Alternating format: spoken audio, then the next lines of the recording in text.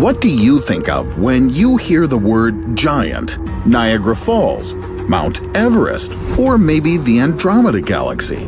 There are 4 planets in our solar system that are called giants. The largest of them is Jupiter. To understand its size, imagine this. All the inner planets, namely Mercury, Venus, Mars, and our native Earth, are only 0.4% of the mass of all the planets in the solar system. Do you know how much of the total mass went to Jupiter? 71%. That is, Jupiter is many times more massive than any other object in our planetary system. But the most interesting thing is that Jupiter is a ready-made thermonuclear bomb of monstrous power, and not just a piece of stone hanging in space. This means it remains to be blown up properly. The planet belongs to the so-called gas giants. It's mainly composed of hydrogen and helium, just like our Sun, which burns due to continuous thermonuclear reactions. What if such a reaction were triggered on Jupiter? If we ignited the combustible gases and dust in Jupiter's atmosphere with an ordinary match, would the planet be engulfed in universal flames, and would there be an explosion?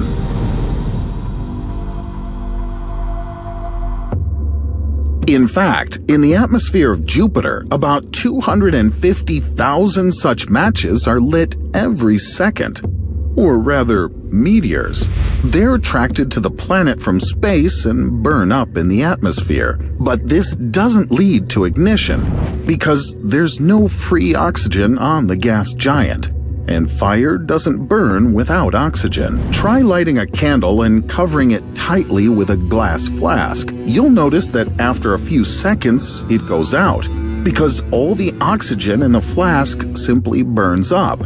Hydrogen, which makes up almost 90% of the planet, is explosive only in the presence of oxygen. So we can't start a thermonuclear reaction with a normal match.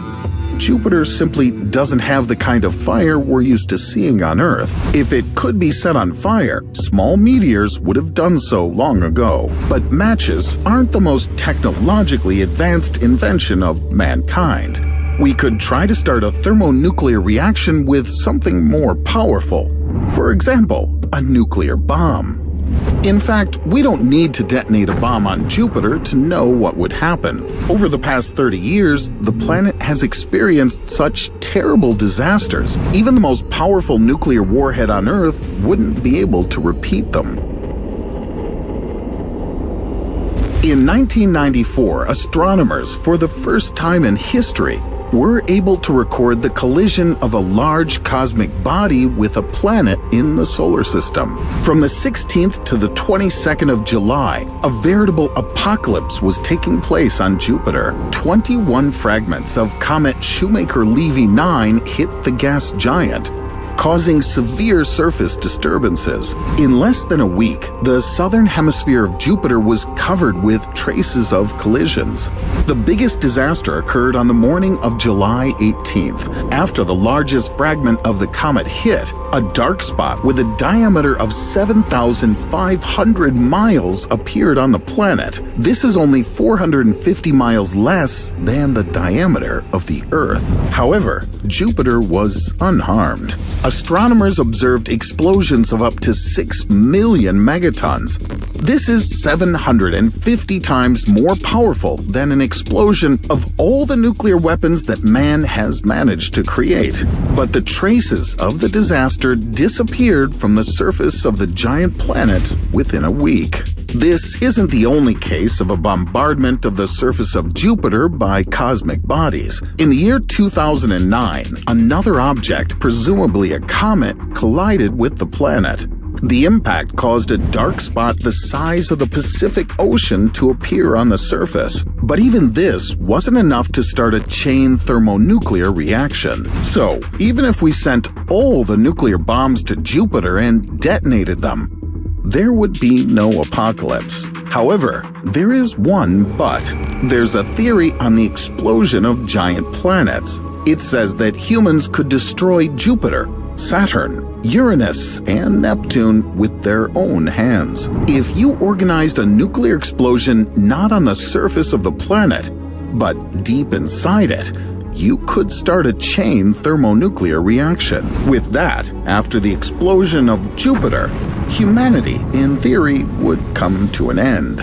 It's all about metallic hydrogen, which is stored under monstrous pressure in the bowels of giant planets. If you're tormented by the question of what the ecological fuel of the future may be, the answer can be found inside hydrogen planets. The fact is that during the transition of solid hydrogen to the usual molecular phase, about 20 times more energy is released than when it's burned. Having a very small fuel block of metallic hydrogen, it would be possible to provide energy to a whole house for several years. A future where Terminators live on self-sufficiently for hundreds of years may become a reality.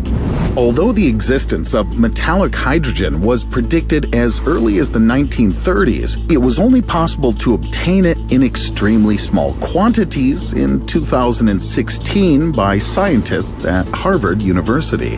However, their achievement was rather coldly received in the scientific community. It was only recently that French physicists confirmed that solid hydrogen exists and can be produced on Earth. However, for this, we have to create a pressure of 4 million atmospheres.